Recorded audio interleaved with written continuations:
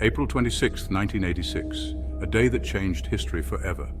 The Chernobyl disaster wasn't just an explosion, it was a cataclysm that defied logic and still haunts us today. But what if I told you that the real story of Chernobyl is even more shocking than you think? The images we associate with Chernobyl are stark: a smoldering reactor, abandoned buildings reclaimed by nature, and an eerie silence that speaks volumes about the devastation. Stick around as we uncover some of the most mind-blowing and unexpected facts about Chernobyl's aftermath.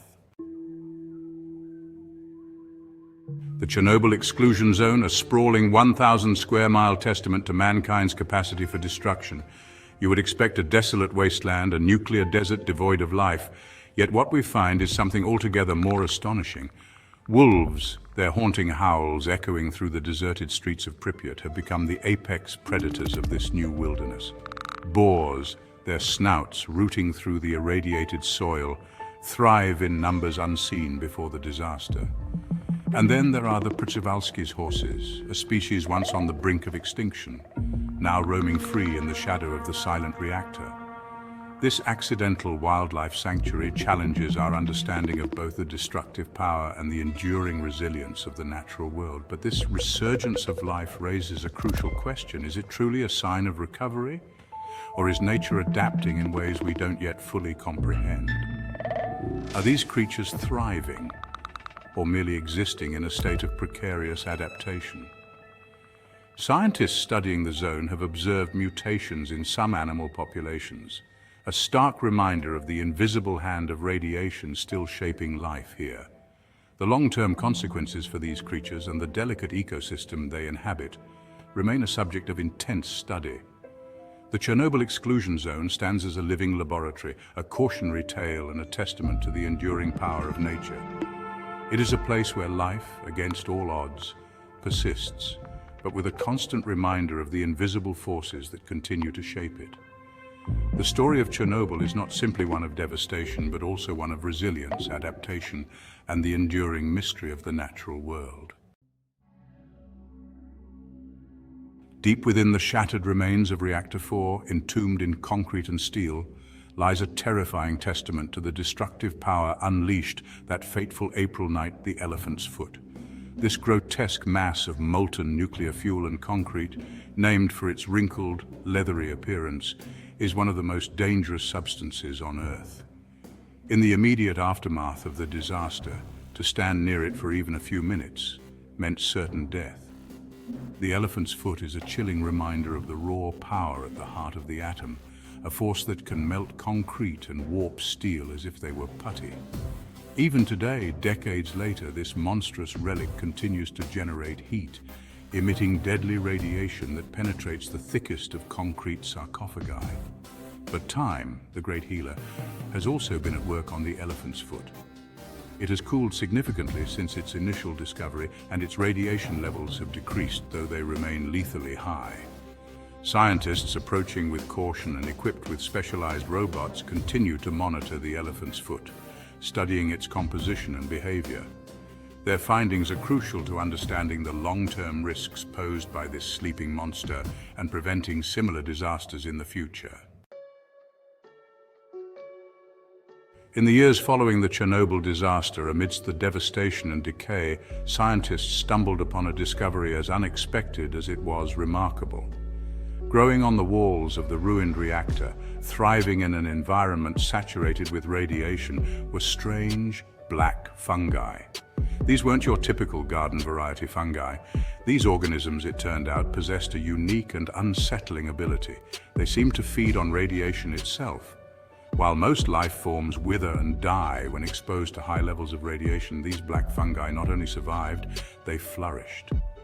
The secret to their survival lies in a pigment called melanin, the same pigment that gives human skin its color.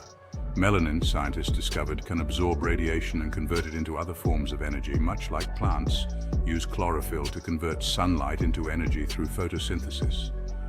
Could these radiation-loving fungi hold the key to protecting humans from the harmful effects of radiation? Could they be used to clean up radioactive waste or even protect astronauts on long-duration space missions? The possibilities were as tantalizing as they were unsettling. The very idea of life not only surviving but thriving on the energy of nuclear radiation challenged our understanding of the limits of life itself.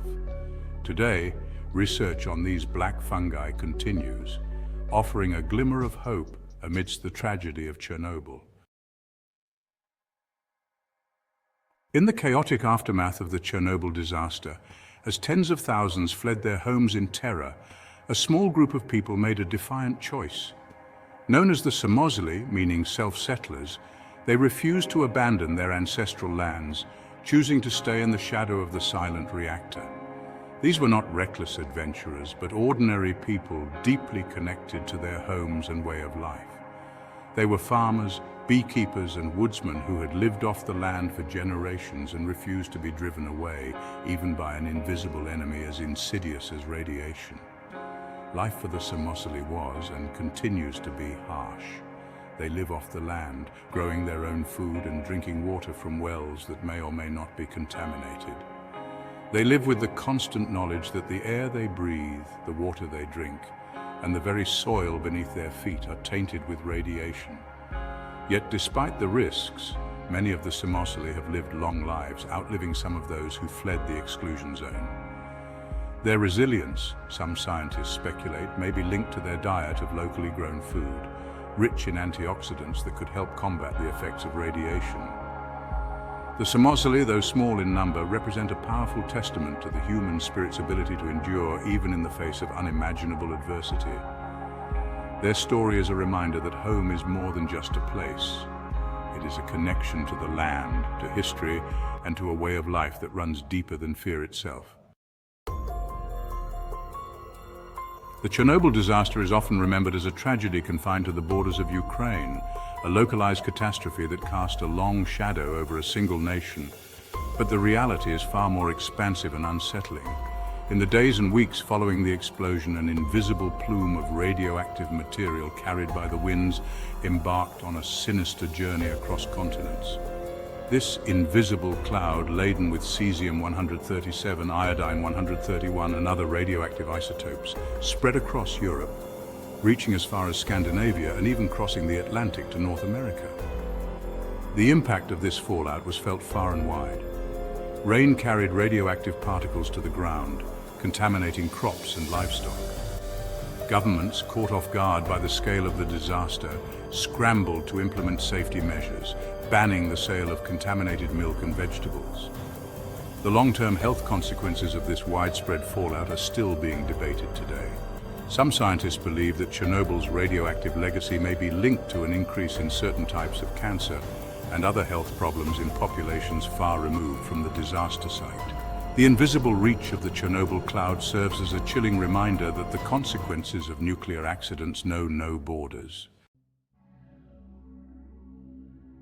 In the quiet hours before dawn on April 26, 1986, as the city of Pripyat slept, a strange and unsettling phenomenon was reported by workers at the Chernobyl power plant.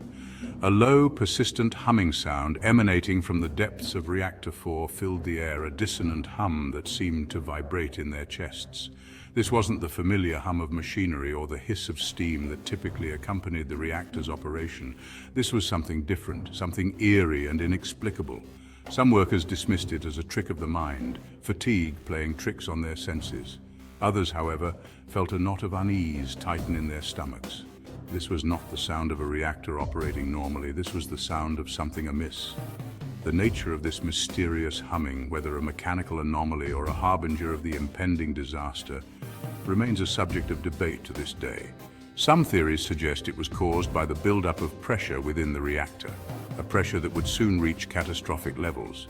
Others speculate that it was the sound of control rods being rapidly inserted into the reactor core in a desperate attempt to regain control. A last-ditch effort that tragically proved too little, too late. Whatever the cause, the Chernobyl humming stands as an eerie footnote in the history of the disaster. A haunting reminder that even in the face of technological hubris, nature often provides subtle warnings before unleashing its full fury. Chernobyl remains one of the greatest scientific and human tragedies of all time, but it's also a story of survival, adaptation, and mystery. The ghost town of Pripyat stands frozen in time, a haunting reminder of the devastating consequences of human error. But life, as we've seen, finds a way. The Exclusion Zone, once a symbol of destruction, has become an unexpected haven for wildlife, a testament to nature's resilience.